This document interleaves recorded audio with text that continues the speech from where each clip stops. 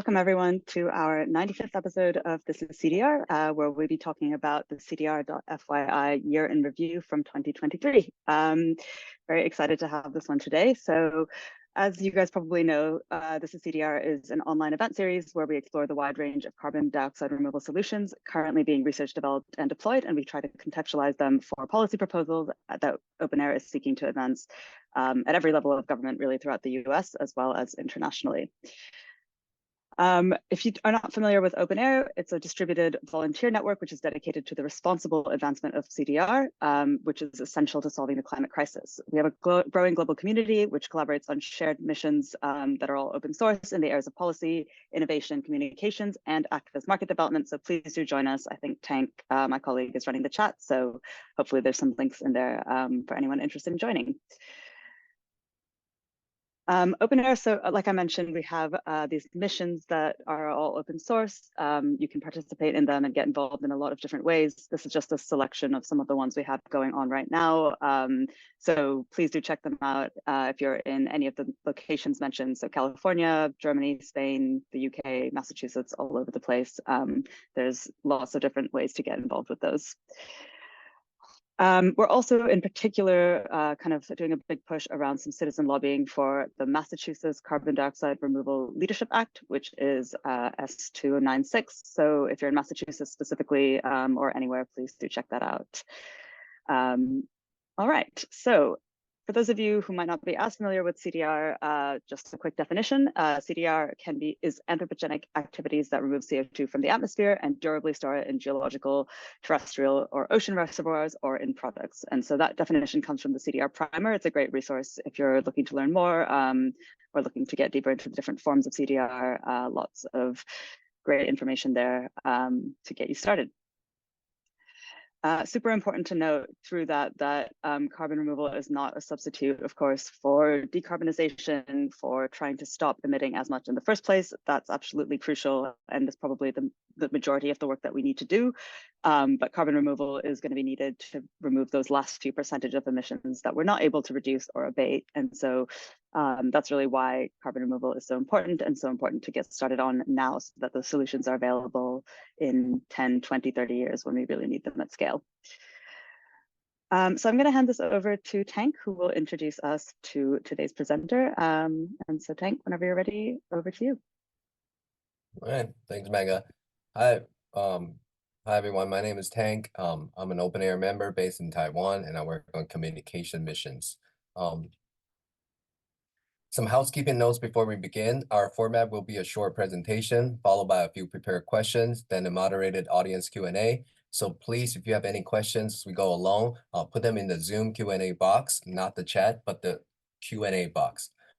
Also, this event is being recorded. We will send the video link to everyone who register and also post to OpenAir's website and YouTube channel. This week, we're pleased to welcome Robert Höglund back to the program to present and discuss CDR.fi's recently released 2023 Year in Review report and other key CDR market developments. Robert is an advisor in carbon dioxide removal and climate impact. He manages the charitable Milkywire Climate Transformation Fund, co-founded CDR Market Overview, CDR.fyi, worked with the NGO Carbon Gap, and writes reports and articles on carbon removal and corporate climate contributions. He is also a member of the EU expert group on carbon removal and of the Science Based Target Initiative Technical Advisory Group. Robert, whenever you're ready, take it away. Thank you. Glad to be back to the #1 resource in carbon removal, I think. This 95 episodes now. I just made a list looking at all the different companies that you had on there, comparing to the ones I knew about and some of the ones interested in, and like a shocking amount of the companies that we're looking into with the Milkywire Climate Transformation Fund, for example, has already been on this series. So it is really this tremendous resource about learning about everything really that's going on in this sector. So we're going to talk about the carbon removal market right now. And so, okay, let's sharing everything. Now you see my my slides here. Yeah, looks good. And CDR.fyi is a website and a resource that gathers the data on this nascent sector, the durable carbon removal market, bringing transparency and accountability. So getting all the different data on how many tons are sold, pre-purchased, and sort of for future deliveries, and where offtakes have been signed, but also how much is being delivered, and what are the price levels, how long are the delivery times, where are the different suppliers, what kind of methods are they using. And we're really trying to build this to be a key resource for all the different actors that are within the ecosystem.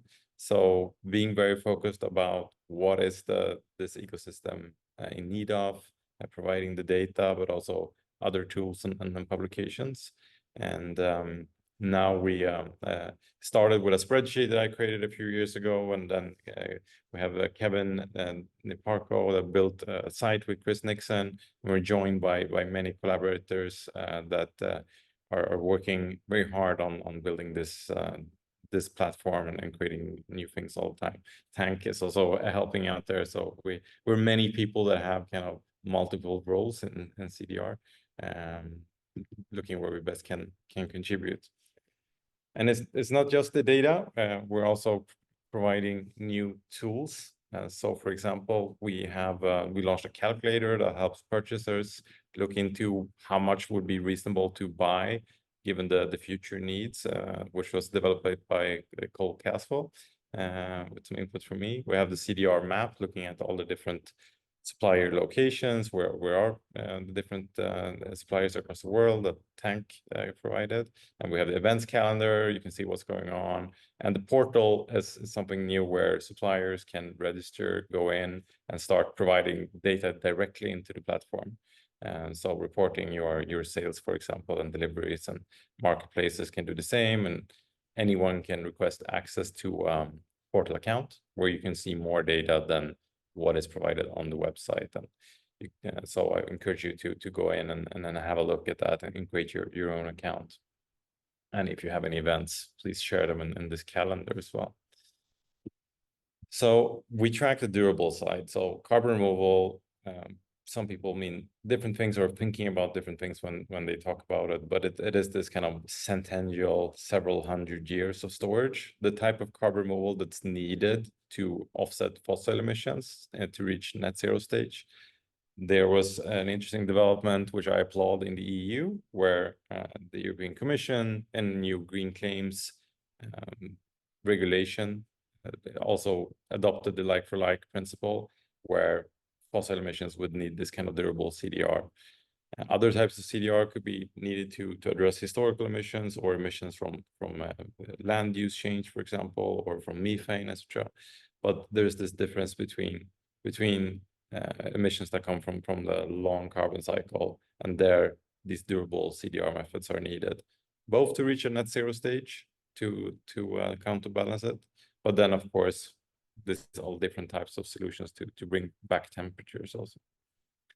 And yeah, I think I covered this, but it is crucial with the open data, so we can see what's happening and see, is the sector growing? Are we on track, for example? That we'll talk a bit more about today. And we recently published this year in review, so you can go on the website and at any point you can see live what's going on and follow it. But we also do the in-depth analysis. We did a review of the whole year. We did a mid-year review. There was a same thing last year when I was on This Is CDR to talk about the 2022 year in review, so that you can find on the website as well. And what I'm going to show here is from that review, so mostly covering 2023 and not the sort of total numbers. And we can really see, starting with purchases, that we have an impressive growth. It is from very small numbers, of course. It was 20,000 tons recorded purchase in 2020, but it's basically been 5xing every year or more. So growing from 20 to 100 to 600 to 4.5 million. So that growth rate is quite encouraging. But you need to remember that this is the purchases. So it's either pre-purchases with upfront payment, or it's offtake agreements where you promise, legally bind yourself to buy at delivery. And many of these deals are for multi-year offtake agreements. So included in this is deals not just for for near-term deliveries, but things that happen over many years. And last year, we saw some very big purchases, breaking new records. Microsoft really playing a big role, buying 2.67 million tons of bioenergy carbon capture and storage from Ørsted in Denmark, and from Heirloom, 300,000 tons. We saw Amazon get involved, which is great, a new very big buyer, also buying direct air capture. And then there were some large letters of intent and memorandums of understanding as well, which we don't include in these top line numbers because they're not legally binding, but we still track them. So if you go to an individual supplier like Drax, for example, you can see their letters of intent that they publicly announced.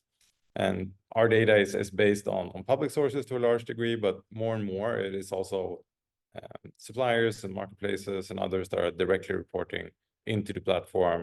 We're giving more and more options for actors to report things that they might not want to be completely public, but they can still contribute to these top line numbers. Deliveries are not as big, of course. Naturally, they're also growing not as fast, and mostly, as we will see, it's Biochar that's delivering in the near term because it's kind of more a key-ready solution. You got the equipment easier to procure and start delivering. But I would expect to see a convergence of purchases and deliveries in later this decade. But new methods take time to start delivering, and you need to build things that didn't exist before, and it's a lot of capital, and there's a lot of permits, and there's a lot of science going on. So I don't think we should be concerned that deliveries are lagging behind purchases. It's natural when we're talking about such a new and nascent sector. And a really interesting question is this, right? Like, are we on track? So on track for what, and what could be used to determine that? And it's impossible to determine precisely, but we're at least not on track. Where this kind of growth that we're seeing now, of course, if that will continue, if we would 5x every year, then we would be at a gigaton level very quickly. Of course, no one expects it to grow as fast all the time. So how fast would it need to grow? And it's been hard to find good estimates of needs in the near term, but there was a new paper by Greg Nemeth and other CDR scientists in Joule that estimated that we would need kind of cumulatively 3 gigatons or so, not giving an exact number, but interpreting from their graph, in order to be able to reach the kind of 4 to 5 billion tons, gigatons annually in the 2050s. That will likely be needed. And they came to this conclusion looking at different growth rates for other technologies, how fast did they grow, and how fast could they be developed after that, and seeing that if you don't have significant growth in the beginning, then you lose a lot of time and you're not going to be able to scale as fast as we can. So there's a lot of ways that you could reach 3 gigatons by 2040 cumulatively, and the growth trajectories can look very different. It could be fast growth in the beginning or very fast growth at the end. But what I feel confident in saying is that if we're not delivering and also purchasing at least tens of millions of tons or by the end of this decade, then we would be in trouble. Then we would need a very high growth rate after that. So having more buyers getting involved now is very key.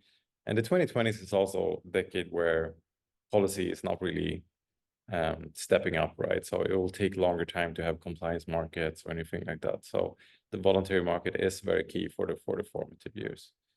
And there's you can look at different scenarios. I'm not going to go very deep into this, but looking at analogs for wind and solar, if CDR would grow as fast as solar or as fast as wind, what would happen?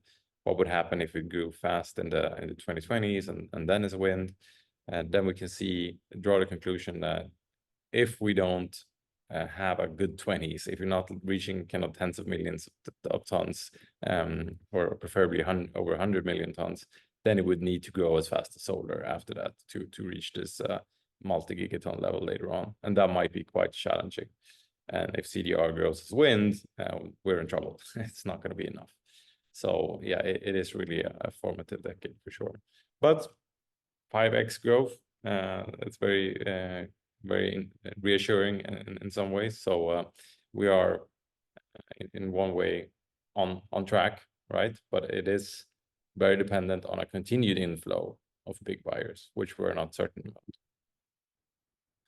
And speaking about buyers, this number is also increasing. So it is very nice to see going from 54 to 112 to 188 total buyers.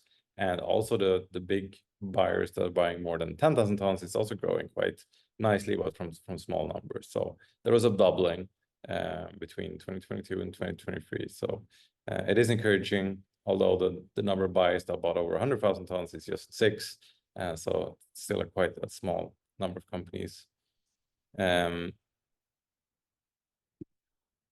the number one buyer is capturing a very large amount of tons.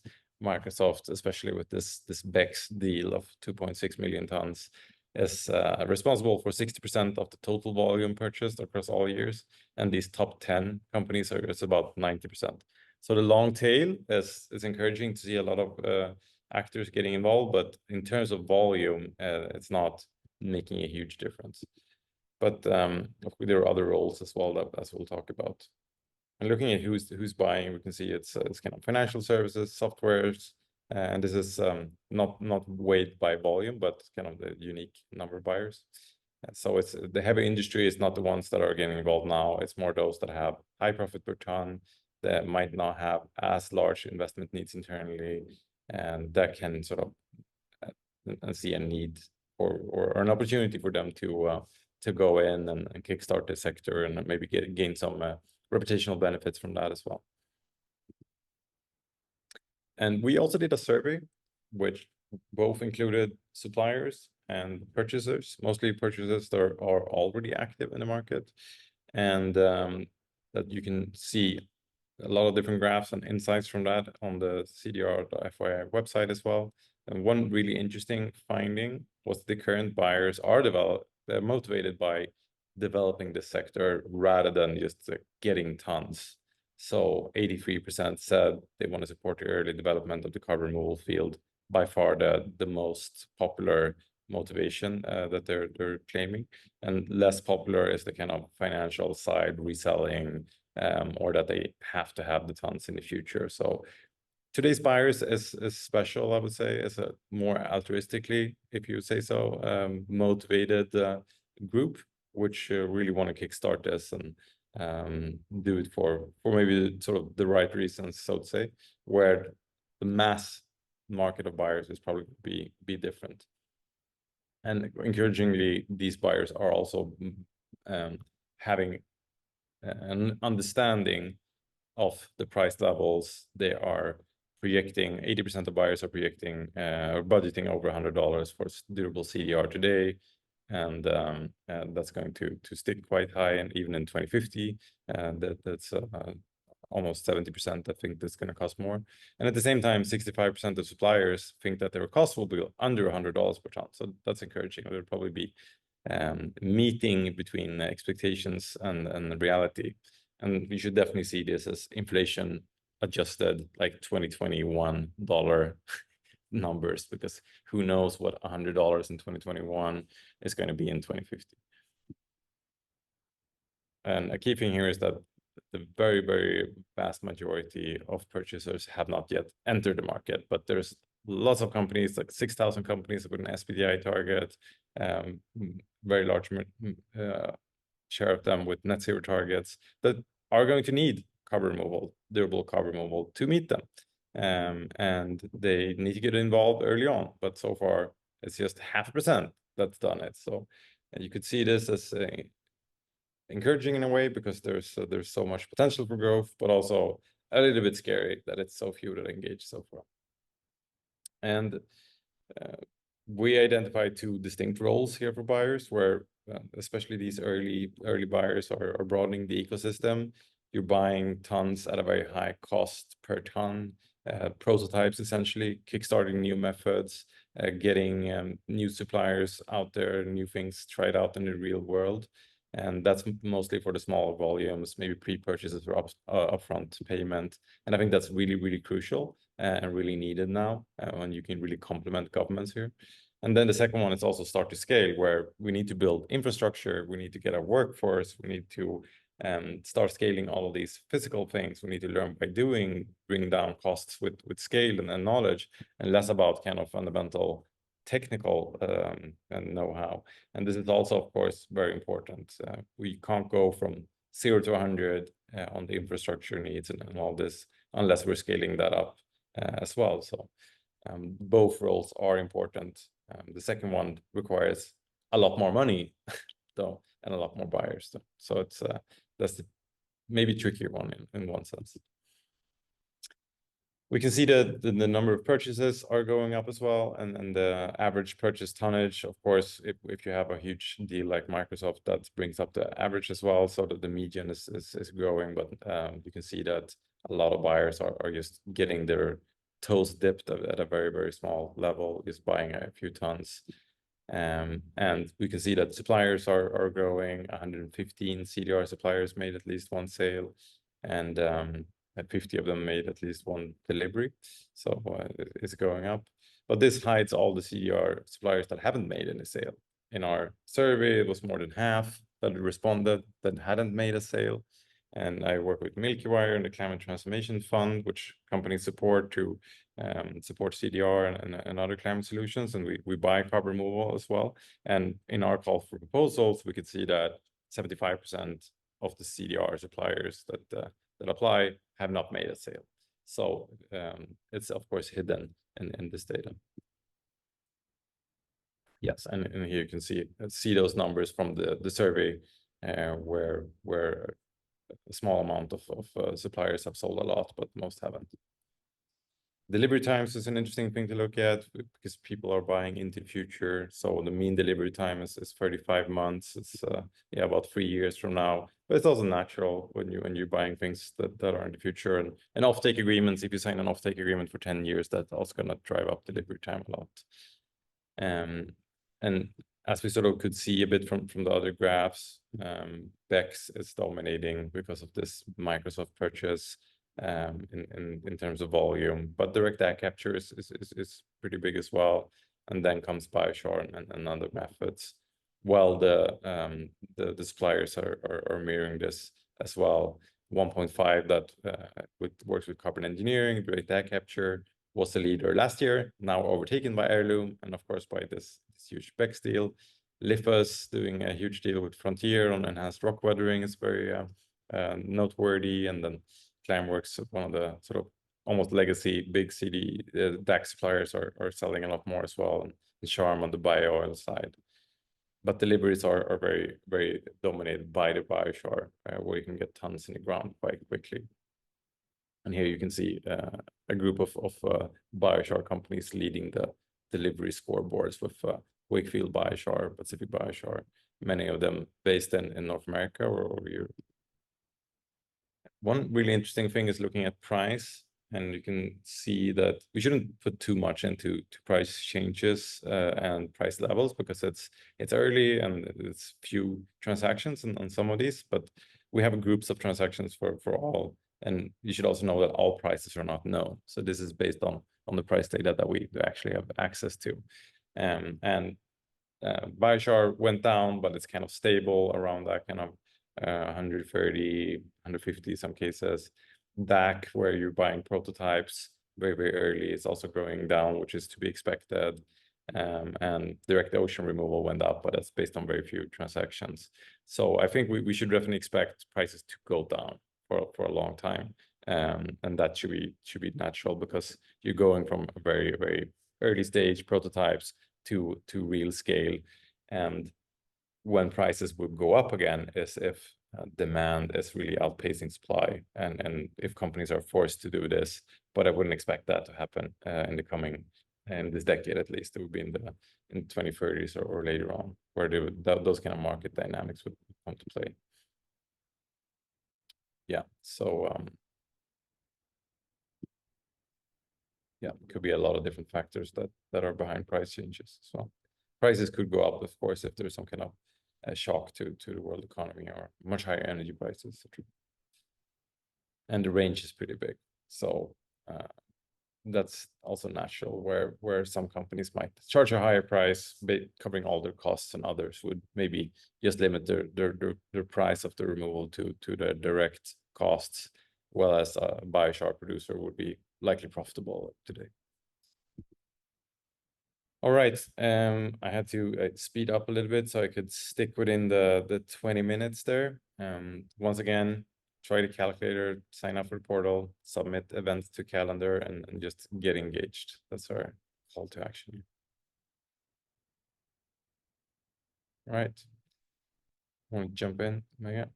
Yeah, I mean, thanks. That was really great, really comprehensive. And I think CDR.fyi has become a really comprehensive market report, which has been great to see over the last couple of years. Could you just talk a bit about where it got started? Like, what was the original thought behind creating this resource, and how are you imagining it would be used?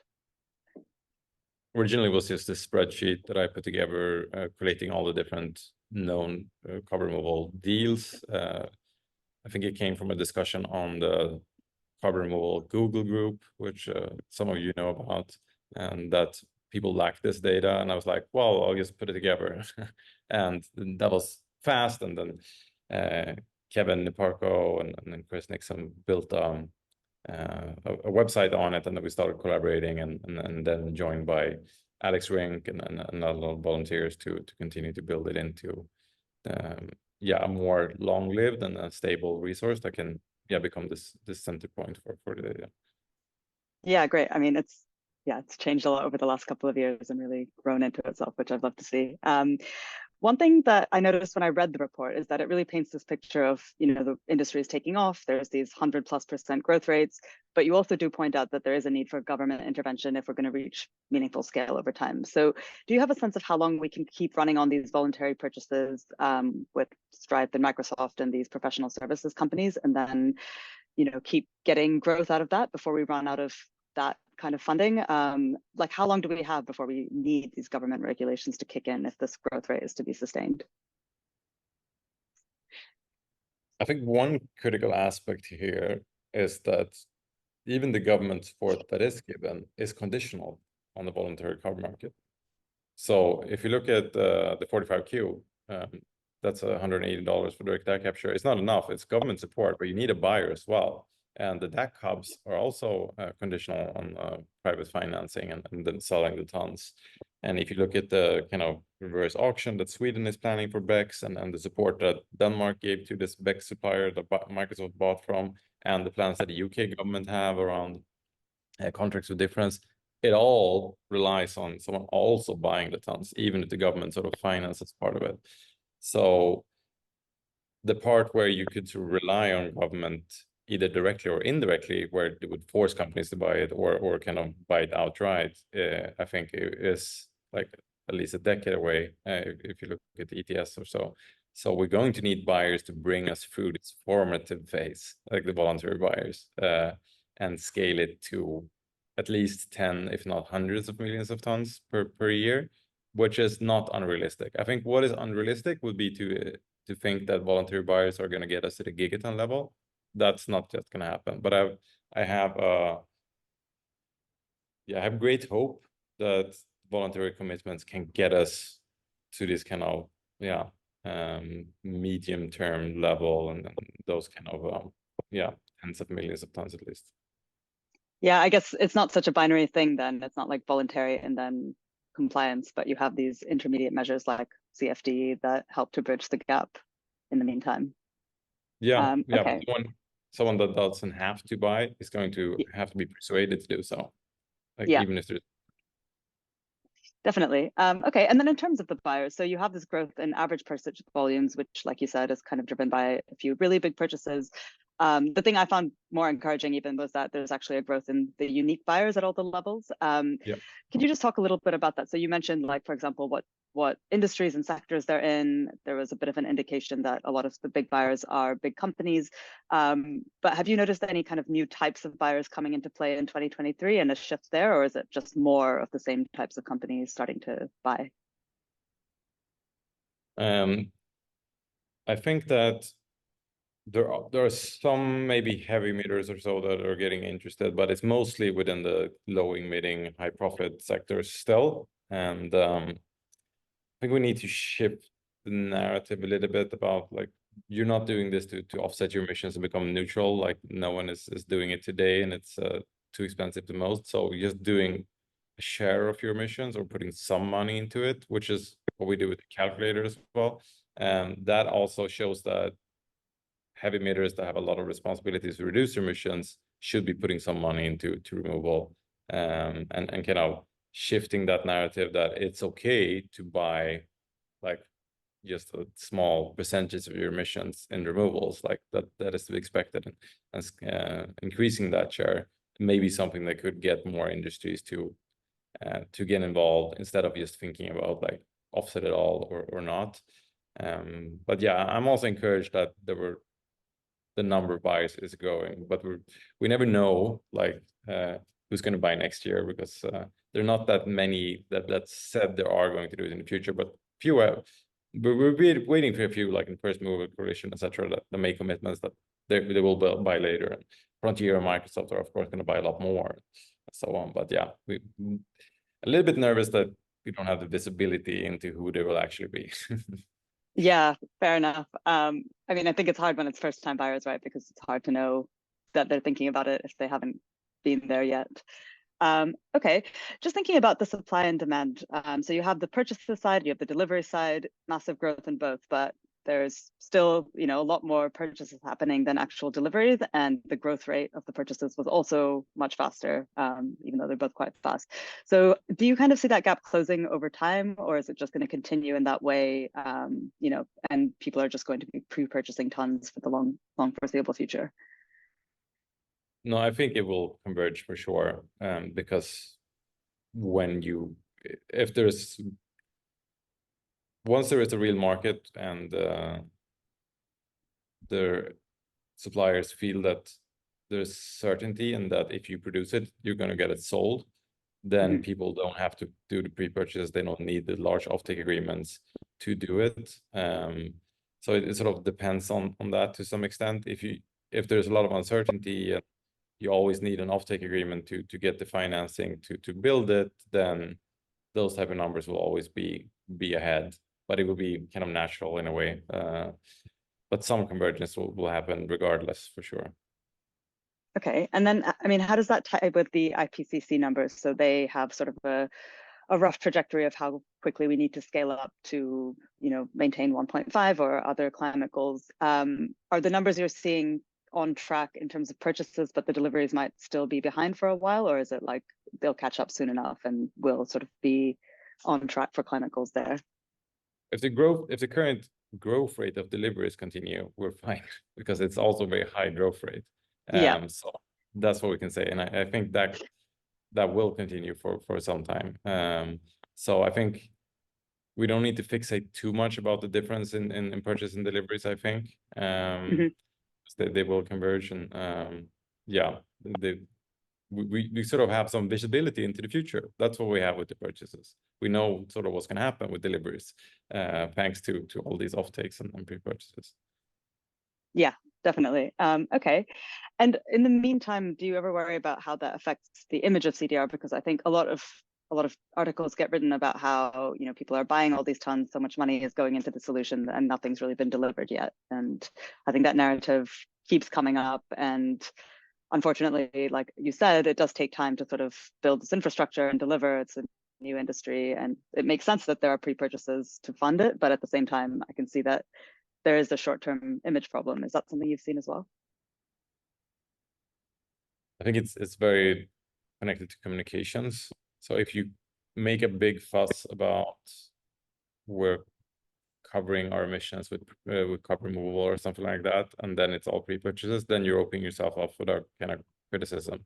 But if companies are talking about this is what we're doing, we're buying this to help kickstart the market, we're buying this for our future needs to be able to meet our net zero targets, then I think you don't have that kind of criticism. So if people think you're sort of offsetting all your emissions, but you're not actually, because it's 10 years from now, then you would have a problem. Right. Yeah. Okay.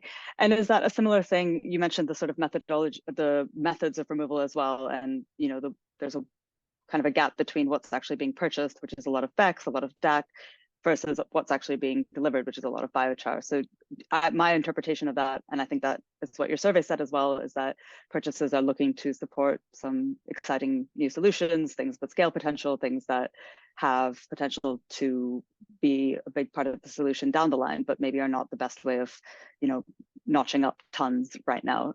Is that kind of the same way that you see that? Yeah.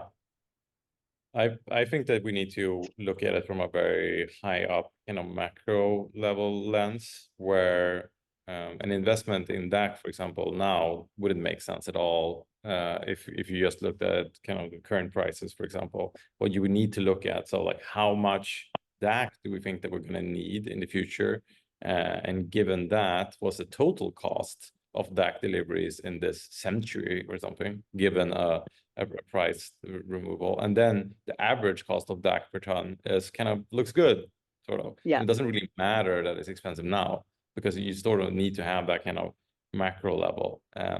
So I think some might fixate too much about like what's cost efficient today. Yeah. I mean, who cares how much we remove today, honestly? Like it's not a big deal. We need to remove several gigatons by mid-century. If it's like 1 million or 2 million now, or if it's 10 years from now, it's not the biggest deal, according to my personal opinion, at least. Yeah, that's true. But I think that's like a good macro level view. But is that the view that you see individual actors taking? Like, I think, obviously Microsoft and Stripe are being sort of high level and thoughtful about this. Is that kind of the way they're seeing it as well, that it just doesn't matter for now? Well, I can't speak for others, but at least Sure. I would say the kind of SBTi framing and the CDR for net zero targets, it's been helpful to some degree, but it's also maybe not helpful because people are not incentivized to buy now. But at least that whole framework about you need CDR to meet your net zero targets, it does help with this particular question, because then the framing is that, yeah, this is for net zero, it's not for today. So it's fine that you're buying into the future. You're building to reach that goal later on. So I think that's definitely. that's the kind of narrative that is becoming more and more what people are coalescing around. Okay. I think just one last question, because we have some audience ones coming in. Just looking forward to 2024. I know we're sort of into it now, but what kind of trends are you looking out for, and should people keep an eye on? We're still coming out a lot of new exciting methods, so we're not done yet with exploring CDR and what could be done. So we shouldn't like just be happy and start scaling a few. We should still explore, and we still see that. So expect more exciting news on this kind of not basic science, but like early methods, and a lot more understanding on sort of the optimal use of carbon removal and things like that. And I do think we're going to see a great growth in 2024 as well, and a lot of new buyers. But I do think we're going to start seeing some bankruptcies or like as well, because if you have 75% of suppliers never make a sale, and like some have raised funding, but not everyone. So yeah, it is natural. You get a lot of companies in the beginning, and then there's this kind of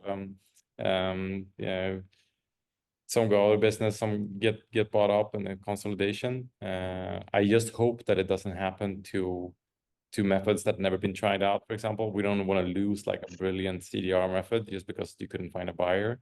You don't want to lose like a brilliant setup with great co-benefits because there was no buyers. But we shouldn't be too depressed if and when some suppliers do go out of business, but we want to make sure it's as few as possible. Yeah, absolutely. Great. I will turn it over to Tank to ask some audience questions, since we're getting a few coming in. There we go. Tank. Yeah, thanks, Mega. Yeah, lots of interesting questions coming in. So, Robert, you touched on the SBTi. So, one person here asked that, isn't it normal that companies are waiting for SBTi as a requirement to include up to 10% of CDR purchases for the unabatable emissions? So, isn't it normal that they are waiting now and then just working on reducing emissions first? Yes, but if no one buys now, there will be no carbon removal to buy to reach net zero targets. And especially looking at this kind of research about the formative years. So I think buyers just need to understand that, yeah, if you don't start building it, there's no way it's going to be available. Just look at things like the infrastructure needs and the needs of a workforce, and you just can't grow things at a super high growth rates for a long time. So you need to start early. But yeah, it's kind of a double-edged sword with the guidance where there's a clear need for permanent carbon removal and understanding that you can't just offset with anything, but also lack of incentive of doing in the near term. Right, great, thank you. Next one I think sort of relates to that too, is that if suppliers are promoting aggressive and this person says maybe speculative cost reduction in the future, wouldn't that suppress the demand now because potential buyers see no benefit of buying now versus waiting? What is your view on that? Yeah, that's a good comment. But it is the honest truth. Like we have to expect cost reductions because that's at least for the more immature solutions. But buyers are too, I think, because there's a lot of side things that could bring income, right, with sale of heat and electricity and the actual biochar as a product. If that becomes more mature, even biochar should go down in price. So yeah, that is a challenge, and I think that's why we really have to explain and educate buyers that it's not a common product, really. Like you do this because you're investing, and if no one is investing, if no one is doing the R&D, then the cost won't go down. So like it becomes like a free rider problem or like a tragedy of the commons if everyone is waiting for prices to go down, but no one is buying the tons to enable it. Okay, great. Yeah, and then we've seen a lot of sort of purchase from the aviation sectors. Can you speak to the need for the aviation the aviation sector's need for CDR, and do you see that as sort of competing with sustainable aviation fuel? Yes, but it's not a bad thing. So which one will win the day between sustainable aviation fuel and carbon removal? It's a question that's going to be decided by a large part of the tech development, and currently offsetting jet fuel, like fossil jet fuel, with permanent carbon removal looks cheaper and less resource intensive than making electric fuels with captured CO2 and hydrogen. That takes a lot more energy and it's going to be more expensive. So it might be that we say that the aviation industry is just going to be covered by permanent carbon removal and not to a large extent by sustainable aviation fuel, aside from some biofuel maybe. That's like a big possibility. And I think like CORSIA, for example, that governs how much carbon credits aviation companies should buy. A good thing could be for them to include a share of permanent carbon removal increasing every year and then going to 100% by mid-century or something like that. Okay, thank you. And then the next question we have here, so given that today's buyers, as you said, are more altruistic, we're buying for altruistic reasons, how would you caution governments in viewing like, the statistics that 5x compound rate increase in voluntary purchases? This person pointed out that the UK's approach has been laid out targets and business models for a phased deployment of CDR in a market-based approach. So where removals are included in the UK ETS and not relying on sort of altruism in the long run. So what is your view on that? I think governments have to understand what this is and what it isn't. So there are not a lot of great analogies for other markets, but there's no one that has to buy carbon removal, and then you can't really rely on like a large amount of companies to do it. So governments, I think, should be ready to cover the whole bill as well. And I think I'm not so happy about the co-financing. Actually, I would prefer to see governments buying tons outright to use for their own sort of accounting, and then having private buyers buy the other tons. But yeah, I'm not going to say both could work, but as long as governments understand that it's not like any market. Like companies actually want to buy electricity or like steel. because they need the products. Like no one needs carbon removal, like unless you're forced to, or you made like a very strong commitment and everyone is expecting you to do it. So that kind of understanding of what we're talking about here is very much needed. Okay, so one question on government purchases. Have we seen any significant government purchases yet? And when do you expect that might start, or which countries or state do you think will be the leader in that? So we thought that the Swedish purchase would be that, but now it looks like it's going to be the business model of the BECS providers in Sweden is going to include sales to the private market as well. But the US pilot, $35 million, is an outright purchase as far as I know, but still very small, but they're doing it to try it out and see how that will work. But there are many different models here for sure. And future models are going to be very different. Like inclusion in the ETS is a very different thing, and it can be done in various ways. Also with direct purchases, like by a carbon bank, for example, that buys carbon removal and then gives out ETS allowances from CDR, for example. It could be that model rather than like a market with lots of participants. Okay, great, thank you. So one question here, what do you see as a policy trajectory to sort of a compliance market? Yeah, so sort of like after the CFD or like tax credits? The easiest thing to see is the ETS, where in the EU, for example, if the trajectory with the decreasing of allowances continue, there will be no more allowances in the end of the 2030s, meaning that if anyone emits anything that's covered by the ETS, it would need to have a carbon removal credit if CDR is included. So that shows that there will be kind of a natural demand then for anyone that still has emissions covered by the ETS. And you would have some market dynamics if carbon removal is cheaper than the emission reductions, given some guardrails around safety and side effects and co-benefits, then those will be the kind of the most rational choice then, and could be included in the ETS. And then there are other ways, but if you don't have a cap and trade, you could find other mechanisms where companies are mandated to buy a certain amount, or different clever ways to do it. But I think the cap and trade is probably most straightforward. All right, great. Yeah, so on the purchasing side, on private purchasing side now, this person say that the long tail of purchasers is encouraging, but it would be good to have a few more big ones in the chart. So Microsoft has said that they wanted to buy 5 billion tons by 2030. Are you seeing suppliers that can sort of deliver that kind of volume by then? And yeah, or who would be sort of comparable to Microsoft, that's sort of like an upcoming purchaser?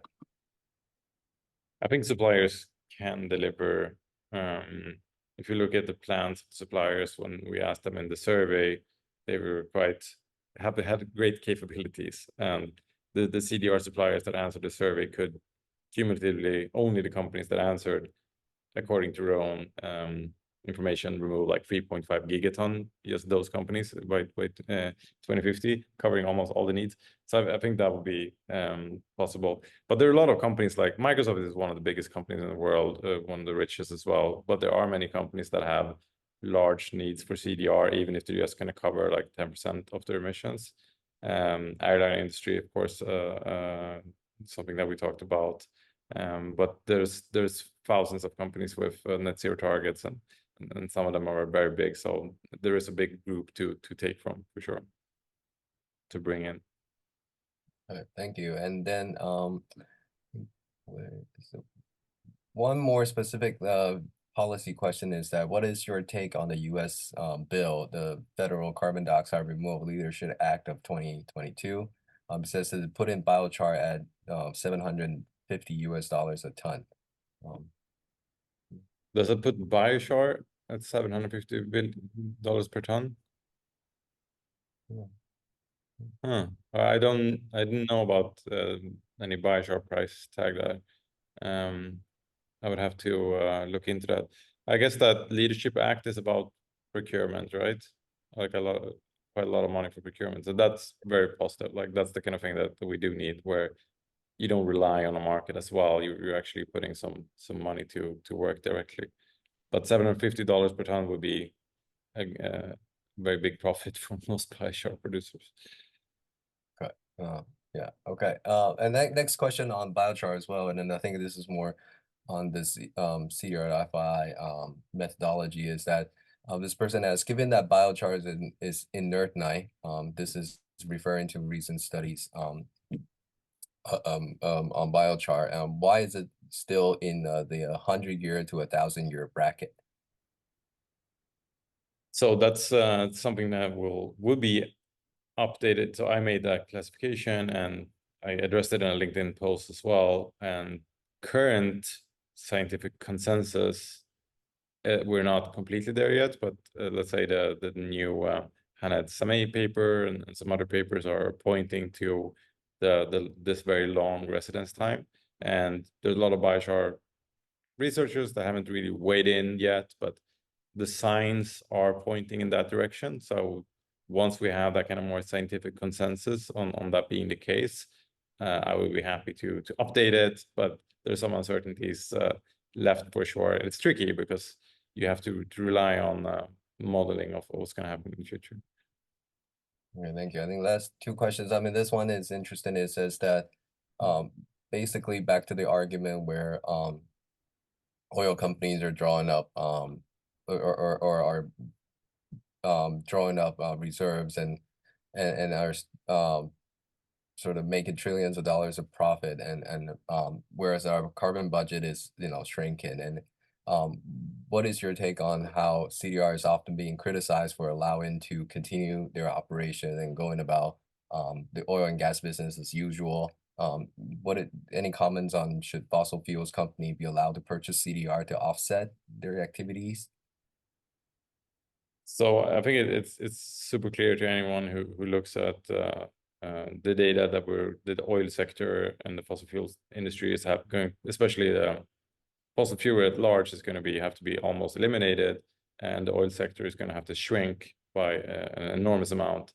So anything that sort of gives the idea that you can continue as normal would be, I think, harmful, and we should definitely not be alluding to anything like that. Oh, there will be some oil and there will be some oil companies, and we need the expertise, and it would be good if some of them shifted into becoming carbon removal suppliers instead.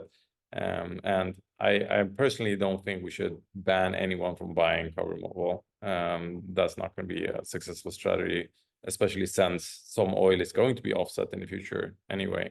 But I think the communication around it and so talking about what you think you're going to use this for, and shouldn't use it as a cover to not reduce your emissions. So that's important. Yes, absolutely. All right. So last question here. So this person, how do you fund your work, and what is the business model for CDR.fyi?